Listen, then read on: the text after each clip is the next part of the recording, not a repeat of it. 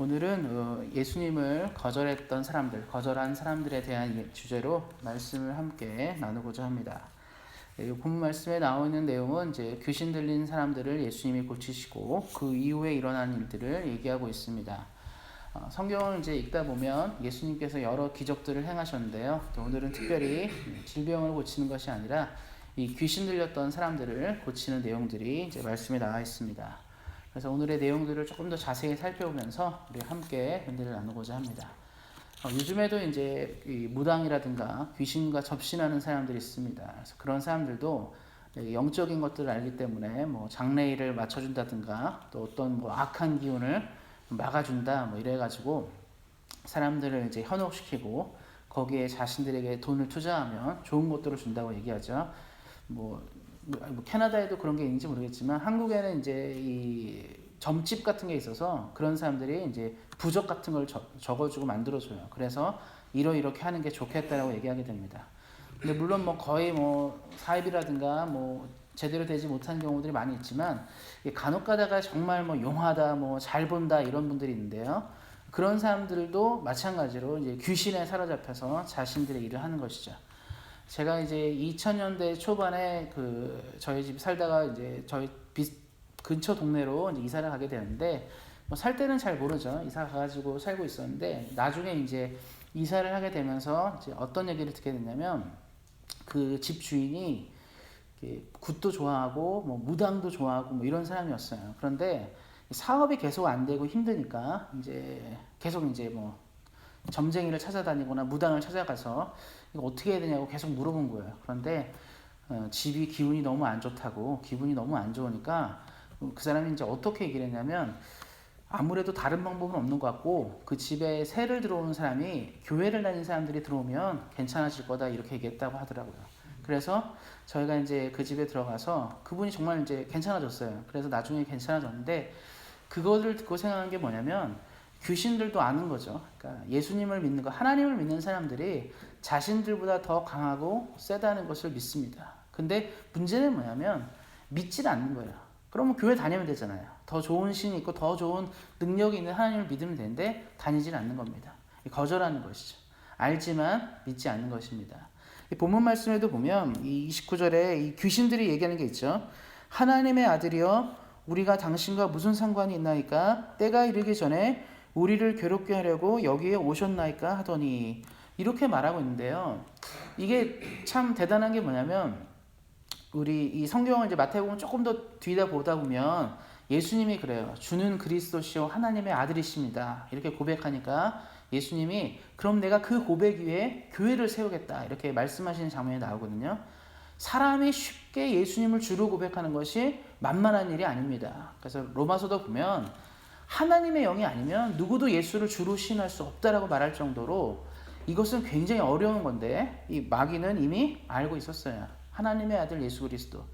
제자들이 깨우치기 전에 이미 이들은 알고 있었습니다. 그리고 또 흥미로운 건 뭐냐면 이 말씀에 이제 29절 말씀에 보면 때가 이르기 전에 이렇게 나와 있는데요. 이 때가 이르기 전에는 무슨 말이냐면 마귀는요. 마지막 때 이 종말 마지막 끝 세상 끝날 일이 되는 거죠. 그때 본인들이 심판을 받아서 영원한 형벌을 받을 것을 또 알고 있습니다. 그러니까 예수님이 누구신지도 알고 있고 자기들처럼 계속 살다 보면 어떤 심판을 받을지도 알고 있어요. 그런데도 불구하고 믿지 못하는 것이죠. 안타까운 일인 것입니다.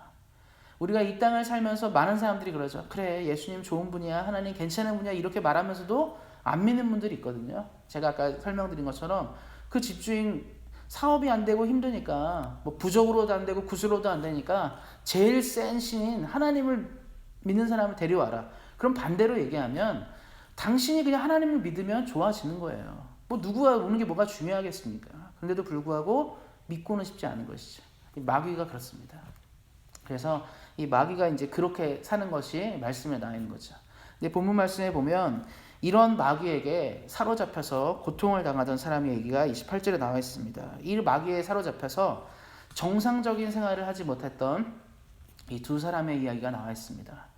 마귀의 귀신이 들리니까 뭐 하는 게 없고 무덤 근처에 살면서 지나가는 사람들을 공격하고 괴롭히고 거기서 이제 인간처럼 살지 못했던 이 사람들을 예수님이 발견하셨고요. 또 예수님이 이들을 고쳐주는 장면들이 나오게 됩니다. 그래서 이 뒷부분에 보면 이 사람들이 치유된 장면들이 나오고요. 또 병행구절인 마가복음과 누가복음 이제 병행구절이 나와 있거든요. 거기다 보면 이 사람들이 치유를 받고 예수님과 함께하기를 원하는 장면까지 나와 있습니다. 이제 오늘은 이제 포커스를 어디에 맞추고 싶냐면 나은 사람들이 아니라 그 이후에 일어난 이야기들에 대해서 우리가 조금 더 집중하기를 소망합니다. 먼저 오늘 본문을 좀 잘 이해하기 위해서 꼭 기억해야 될 장소가 있습니다. 28절 말씀에 가다라 지방이라고 나와 있는데요. 가다라 지방에 나와 있고 그 다음에 중간에 보면 30절에 보면 많은 돼지떼가 먹고 있는지라 이렇게 이제 나와 있는데요. 이 가다라 지방은 특이한 지방인데 유대인과 이방인이 좀 섞여 살던 지역이에요. 뭐 토론토도 얘기하면서 그런 얘기 많이 하죠. Diversity Society. 그래서 다양한 사람들이 모여 살고 Multicultural 뭐 이런 말을 하잖아요. 그런데 이제 유대인들은 과거 유대인들은 Multicultural Diversity Society 이런 데 관심이 없었어요. 자기들끼리 모여서 공동체를 이루고 자기들끼리 신앙생활하고 이거를 중요하게 생각했는데 특이하게도 이 가다라 지방은 유대인도 있고 이방인도 있었습니다. 그래서 이 돼지떼가 무엇을 말하냐면 유대인들은 돼지고기를 먹지 않습니다. 그래서 우리 지금도 그렇죠. 저도 이제 바덜스트 길을 사는데 바덜스트에 있는 이 식료품 이제 음식 그 슈퍼마켓 같은 데 가면 그 코셔가 있어요.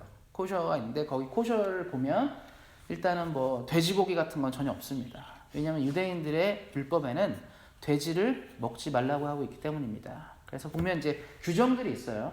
돼지를 왜 못 먹냐면 성경에서는 이제 이 되새김을 못하는 동물들은 먹으면 안 되거든요. 근데 돼지가 되새김을 못합니다. 그러니까 발은 이제 쪽발은 먹고 쪽발이라든가 되새김하는 동물은 먹어도 된다고 했는데 돼지가 이 발은 쪽발인데 되새김을 못해요. 그래서 부정한 동물로 여겨졌기 때문에 이 이스라엘 사람들을 먹지 않았습니다. 그런데 말씀해 보면 이 돼지떼가 나오죠. 그러니까 이건 무슨 말이냐면 유대인들이랑 관계된 사람들이 아니고 그 같은 지방에 이방인들이 돼지를 기르고 그것으로 이제 생계를 유지했다는 것을 볼 수 있게 됩니다. 그래서 유대인들은 이제 돼지를 안 먹었지만 이방인들, 헬라인이라 이런 사람들은 실제로 이제 돼지고기를 많이 먹고 이 돼지를 자신들의 신에게 제사 드리는 경우들이 종종 있었습니다. 그래서 이 성경 시대에 나오는 이 헬라인들의 신은 제우스거든요. 제우스, 주피터 뭐 이런 신들인데 이 제우스는 이제 제우스 신전에는 돼지고기를 제사를 해도 됐었어요. 그러니까 이제 이 돼지를 양치 있는 것처럼 쳐가지고 이 돼지를 가지고 이제 제사도 하고 자기들이 먹기도 하고 하니까 여기 돼지떼라고 얘기했으니까 상당히 많은 재산을 가지고 있었던 것입니다. 이방인들이 이제 이렇게 돼지를 기르면서 잘 먹고 잘 살았는데 이 귀신 들린 자에 들었던 이 귀신들이 돼지떼로 자기를 넣어달라고 한 거예요. 그래서 예수님이 명하시니까 이제 이 귀신들이 돼지떼로 들어갔는데 거기서 멈춘 게 아니라 이 돼지떼들이 귀신 때문에 발작을 일으켜서 모두가 이제 이 강으로 이제 바다로 뛰어드는 것이죠. 갈릴리 바다로 뛰어들게 되는데 이래서 이 몰살이 되게 됩니다. 그것을 이제 이 뒤에 보면 33절에 보면 돼지를 치던 이 목자들이겠죠. 돼지를 치던 들이 이걸 깜짝 놀라고 본 거예요. 자기 눈으로 엄청나게 많은 돼지들이 한꺼번에 다 죽어버리게 된 것입니다. 우리 이제 종종 이제 그런 거 보신 적 있죠. 우리 뉴스 보면 구제역이라든가 돼지 콜레라가 생겨서 이 목장들의 돼지들이 다 죽는 경우들 있잖아요. 그래서 되게 열심히 기르고 애써서 길렀던 돼지들을 다 폐사시키고 땅에 묻거나 뭐 그런 게 종종 나옵니다.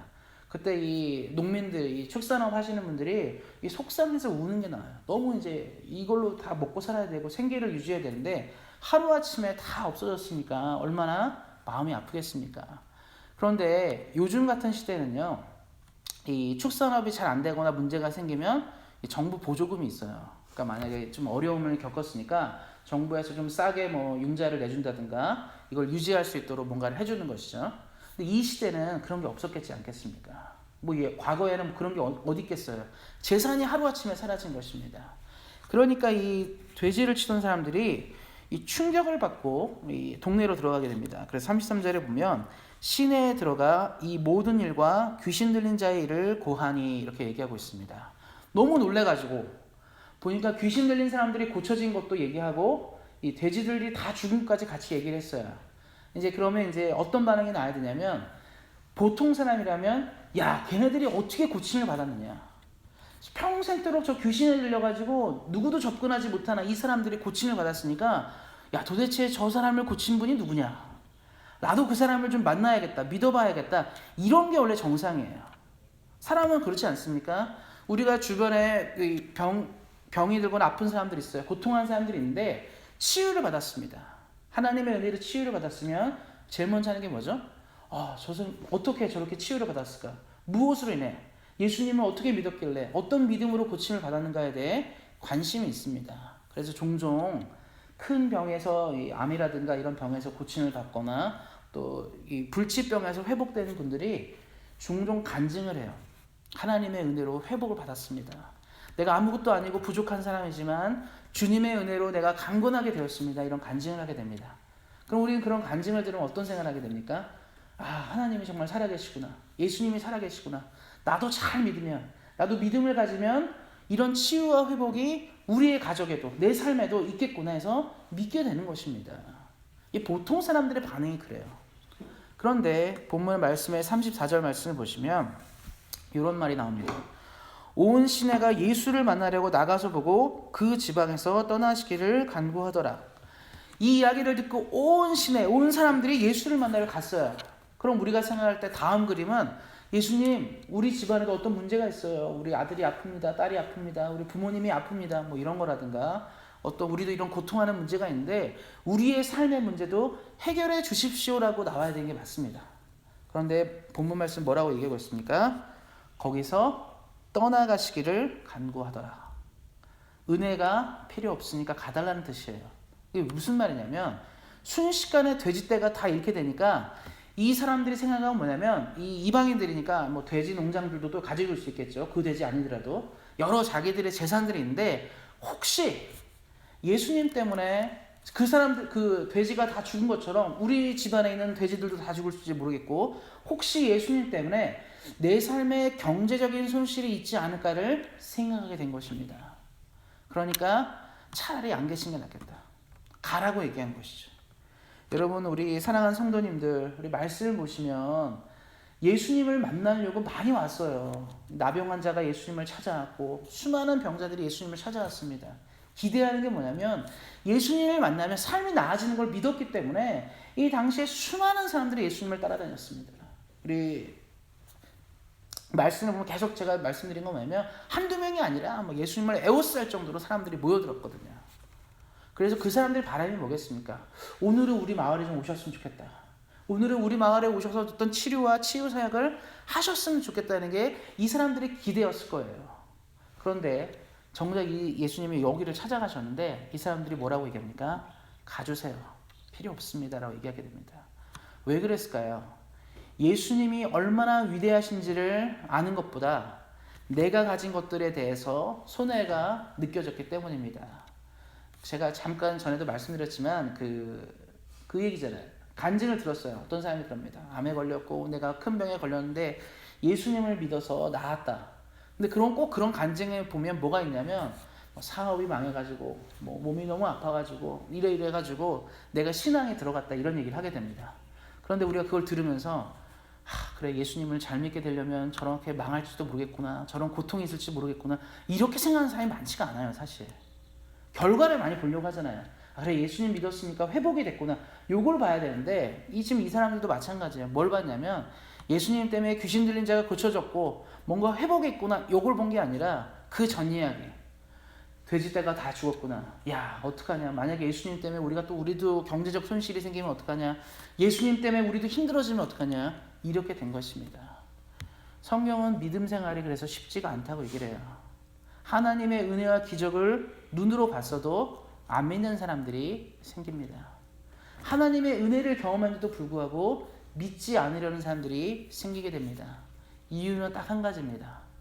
예수님보다 더 높은 것들이 마음에 있기 때문입니다. 예수님보다 더 가치 있는 것들이 마음에 있기 때문입니다. 안타깝게도 이 가다라 지방에 살던 사람들은 예수님보다 돈이 더 중요했습니다. 예수님보다 물질이 더 중요했습니다. 그렇기 때문에 예수님을 몰라보게 된 것이죠. 예수님을 떠나가게라고 얘기했던 것입니다. 사랑하는 성도님들, 우리가 신앙생활 하시면서 이런 우를 범하시면 안 됩니다. 예수님이 함께하면요, 행복한 인생이 되고요. 예수님이 함께하면 우리가 못할 것이 없습니다. 예수님이 함께하면 질병의 문제도 해결될 것이고, 고통하는 마음의 상처의 문제도 해결될 것이고, 예수님이 함께하면 우리 삶에 고민하는 모든 문제들이 주의 말씀으로, 주의 은혜로 회복되게 될 것입니다. 그런데 이런 사람들처럼 예수님보다 더 가치 있고 더 중요한 것이 마음에 있는 사람들, 돈이든지 뭐든지 그것들이 있는 사람들은 어떤 일을 경험하게 됩니까? 은혜가 가로막히게 돼요. 하나님의 은혜가 가로막히게 되니까 거기서 더 나가지 못하게 된 것입니다. 우리 사랑하는 성도님들은 이런 사람들이 되지 마시고 늘 은혜가 가슴에 있고 뜨거운 은혜가 있으므로 무엇을 하고 어디를 가고 어떤 상황에 있든지 예수님의 은혜를 꼭 붙잡고 놀라운 은혜, 놀라운 기적들, 놀라운 체험들, 놀라운 하나님이 주시는 능력과 은혜들이 삶에서 넘쳐나시기를 소망합니다. 하나님은 우리 사랑하는 성도님들을 너무나 사랑하세요. 그래서 오늘도 내일도 우리를 만나고 싶어 하십니다. 그래서 우리 사랑하는 아들이 어떤 고통에 있는지, 우리 사랑하는 딸에게 무엇이 필요한지를 오늘도 물어보고 내일도 물어보십니다.